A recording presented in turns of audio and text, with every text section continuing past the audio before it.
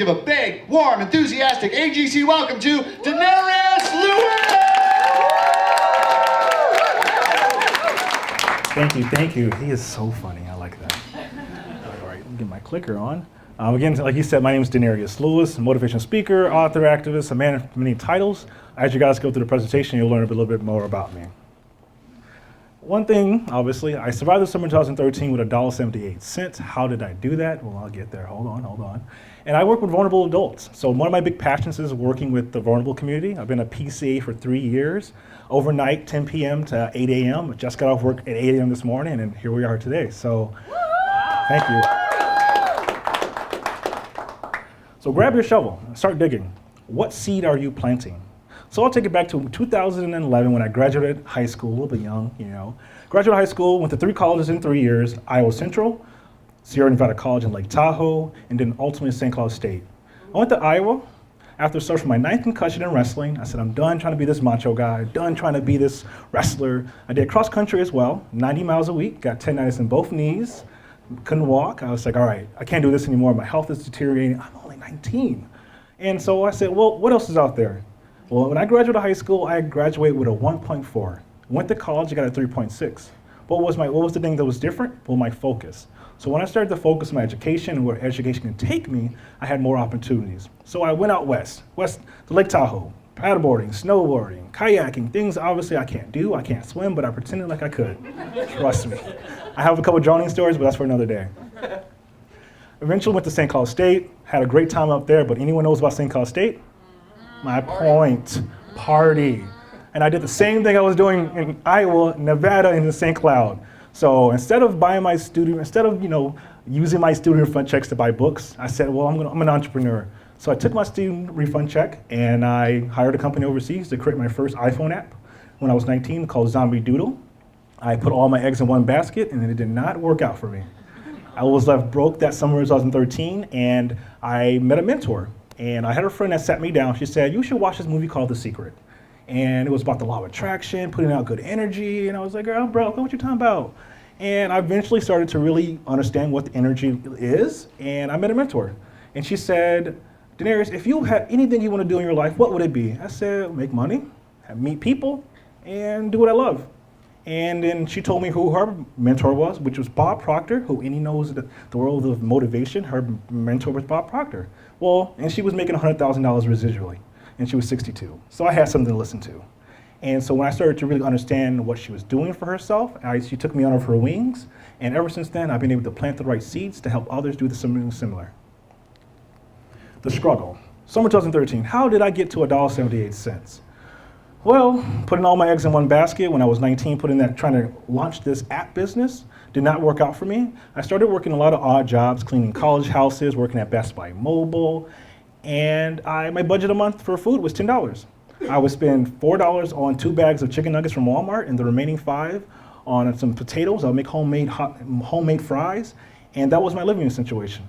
I was living off my friends' couches, just tell them, hey, I have this big dream, I'm positive, and everyone trusted me in that sense because, again, I have nothing else to do. So I did my best to plant my right seeds and surround myself with those like-minded people. And when I was going through that struggle, the struggle didn't even, fathom. It kept happening and kept happening. And so I fast forward to 2016, I picked myself up, I started to speak, started getting traveling, and the same month I got fired from my job. It was the same month I got dumped. It was the same month that I had to file Chapter 7 bankruptcy. Now this is me at 23 years old. I thought I had it all together. I had a good corporate job making 50+ K a year. I have a car at this time, I have a home, and all this stuff started to fall apart. So when I wanted to be a homeowner, it actually happened in 2016. It wasn't the right time. And what I had to learn was that I had to put in more work, build my credit, file bankruptcy, clear all the things that I needed to do because I put myself in $44,000 of debt for an education that I don't have, but I have a personality that's been able to get me those opportunities that I once thought my education would get me. What happened then? Well, once I was able to file that bankruptcy, clear my debts, I started to get more opportunities. The same day that I got dumped, very next day PBS was interviewing me about my speaking. And I was like, little do you know I got dumped, but it's okay. It's okay, because at the end of the day, you have to put your best foot forward despite what life throws at your way. So how did I start rewriting my life? It started with my self-talk, the I ams, the affirmations. I was very depressed at one point. After nine concussions, obviously my head was all in the rims. I had headaches. My health was not obviously up to par. You can't really have a good health when you're only eating chicken nuggets and fries. And what changed? Well, it was who I was surrounding myself with. So when I was at 19, I went to that Chambers of Commerce, and I was very insecure. I'm the only person of color. I'm young. I'm 19. I don't have it all. The list goes on and on. I'm walking, taking a bus to the Chambers of Commerce to try to live a lifestyle that I lived up here, but physically I was not there. What separated me from anyone across from me was just my own perception. And one thing I always tell people, our perceptions of ourselves is all relation to our insecurities. Because everyone in this room has insecurity, but your perception of your insecurity will limit you. So I said, I'm going to tackle my insecurity. I'm going to make a joke about it. I'm going to make a joke about how young I am because, again, I had to take control of that. Because once you start to let go of your power of who you are is when you're caring about another person's judgment of you. And I could care less. We're all going to die someday, but I'm going to live the best thing for me and for my family. So what was my why through all this troubling time? My goal is always to retire my mother. My mom has been working at Walmart for 20 years. We all know Walmart, conglomerate, la. But I said, Mom, I'm going to do something for you because I've never done it before. So what was that? My goal was to always be in real estate. So I thought speaking was going to get me there. I thought all the books I was going to sell was going to get me there. But in reality, it was me just being consistent behind a W-2 job. And I'm a big entrepreneur. I have all these videos. Oh, I can't live, you cannot work a 9 to 5 and all that other stuff. And one time I went for an interview and for my good corporate job, they said, well, we watched your video on YouTube. You can't work a 9 to 5 job. This is a 9 to 5 job. What do you say for yourself? And I'm suave. I said, you know what? Well, sir, that was when I was younger. I've taken back by the core values of this company, the work culture, and I really will fit in with this group. And they had a ping pong table, so I kind of worked out. Moral of the story, you have to fake it till you make it. You have to finesse your way into an opportunity because we're always looking for opportunities in our life. We just don't know how we're going to get it at that present time. Self-talk. The world views you how you view yourself. So what is the self-conversation that you're having with yourself? Sometimes we wake up, we're tired, we're groggy, it's snowing outside. I'm from Memphis, Tennessee. I do not like the snow, but I'm making the best of it. I have no family in Minnesota. I'm the only one here, but what separates me from my family that chose to leave? They weren't willing to stick through it. Every opportunity that I've been blessed to be a part of was simply with me surrounding myself with those like-minded people, putting my best foot forward, and again, being positive. We all can wake up being negative, stumping our toe, not enough money in our bank account, ugly, we have a little, love handles, whatever, love yourself. And that's one thing I always tell people because no one's gonna love you until you start loving yourself first. And one thing I started to learn was, well, how can I be a speaker if I don't know how to speak? I used to have 9 concussions. I used to stutter a lot. What stopped me from stuttering was me overcoming my insecurity. I was just shake up here, people, I promise you. I'm no different than anyone in this room. The difference is the choices that I choose to make and who I choose to surround myself with. So I'm very grateful to be here. This is a part of the speech, obviously. And I say all that because we came here for the same thing, to meet people, to meet common ground, make friends, business, la. But who we are when we enter the room is how we're gonna be known. So always carry yourself with the integrity that you choose to carry yourself with, because people are always gonna be remembering you how you were introduced. So my self-talk, what do I do every day? My partner would say this, I'm crazy, seriously, for the past 5 years, I wake up every day with affirmations, I meditate, I go to bed with meditation, I drive in a car with meditation. We don't use music, because music can influence us. If you're not using positive lyrics, you're typically gonna be manipulated for things that, again, don't necessarily reflect your values. So I suggest to anyone in the world, in this room, watch what goes into your mind, because if you don't watch what goes into your mind, you will ultimately start to mimic the habits that you don't honestly, consciously are aware of. Law of attraction, your mind is a magnet. Plant the right seeds. The energy you give off, you shall attract. How did I get these opportunities in my life? I started to be more positive. I started putting more positive videos out there, and I simply wanted to do something different than I currently was living in. I was very grateful in October to get the invite to speak out in Long Beach, California with the billionaire founder of Priceline. Very humbling experience, really cool opportunity, but how did I get that? I asked the world, I wanted to learn more opportunities. I started to believe in the opportunities that were going to come my way, even though I didn't see it, and then they ultimately manifested. We have to have faith. The best thing you can do in your life is have faith in who you are and always bet on yourself. When you don't bet on yourself, it's because you're putting yourself down before and expecting someone else to do it with you. That's not the case. When you're around certain people who don't necessarily reflect your values, again, you start to energetically and intuitionally feel that you're different. And I felt different in the last 90 days ago. I'm on day 95. I chose to clear my circle. No longer hanging out with people who don't mimic my future, my present, and no longer the people who surround me from my past. What was holding me back? I realized that my surroundings, even though I'm doing these things, I'm planting these seeds, not everyone is doing something similar. When you start to compare yourself to others, you pass judgment. I can't judge a soul because all our stories in this room is different. So when I started to really understand that, I started to stand by that, and I've been more happy. Inner happiness is the one thing that we struggle with, everyone in this room, whether it's how we dress, blah, blah, blah, the list can go on. But who you are inside is how you reflect to others. So carry yourself with a better positive attitude and surround yourself with those people who will also do the best for you. Law of attraction. I was blessed. I had a fun project with my partner, and my goal was to have a Tesla. And how did I wanted to have a Tesla? I attracted it. A guy slid in my DMs and said, hey, we saw you share my post on a Tesla. You can take a free Tesla out for 24 hours. And at that time, I had a $500 car. My point, it was quite fun.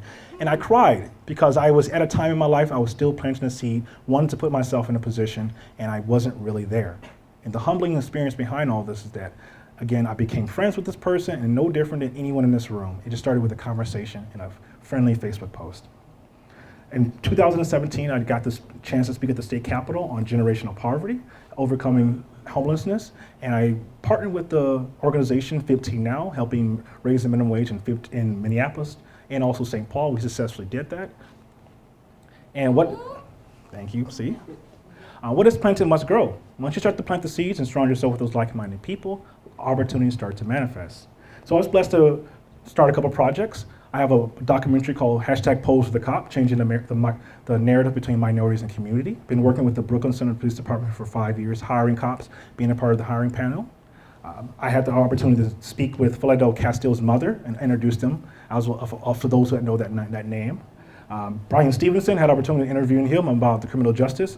You know, we have a high number of minorities in the jail system. It's a part of the Derby Day, MC for the Kentucky Derby. And in 2016, we did a disability inclusion project where we helped individuals. We found that 30% of individuals that graduate University of Minnesota who have visible and invisible disabilities go unemployed. So we had a job fair, we partnered with Comcast, and we were able to get people who had disabilities jobs in the workforce. Yeah. Okay, thank you. Fast forward today, you'll see some people who are a part of it. Kofi. Yeah, she's the homie. Since then, I've been able to do my best to put positivity out there. I've written 2 books. My first book is called The Power of the Subconscious Mind, a pocketbook guide for success and happiness. And the second book is called The Essence of Inspiration.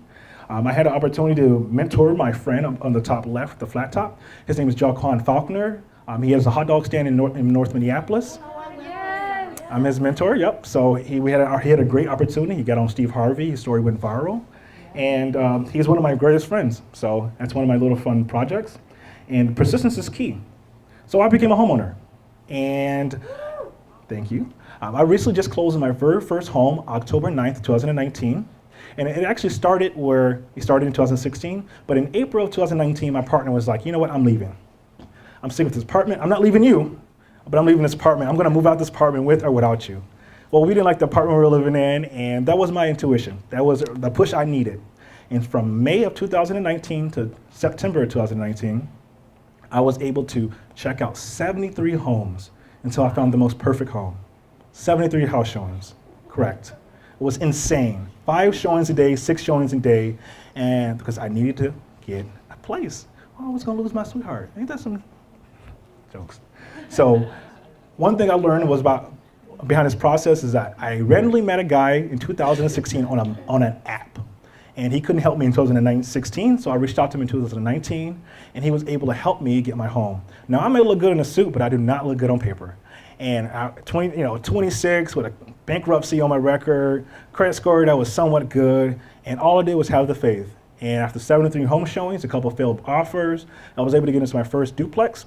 My renters just moved in on Saturday. The mortgage just came out today, and I didn't have to pay any of it. So the big picture behind that is my goal is always to put myself or put my family in a position where we can live generation to generation. Generational wealth is passed through real estate. So I'm 26 now. I'm at the stage right now. I'm releasing a couple of books. And my goal is to continue to dive into real estate. So my next goal is an apartment building and going more into commercial, whether it's whatever that looks like. I'm still young. I'm still looking to plant those right seeds. And I'm simply, and obviously trying to have some cats, some dogs. We're looking to foster pretty soon. She gave me the look, so I was like, all right. We're looking to foster some dogs pretty soon. And I'm soon, hopefully, looking to get married and be that cool person. I didn't grow up with a dad, so I'm looking to be the best father I can be. And I'm really grateful to be here at AGC. This is my first time, and I'm looking forward to everyone afterwards as well. So thank you.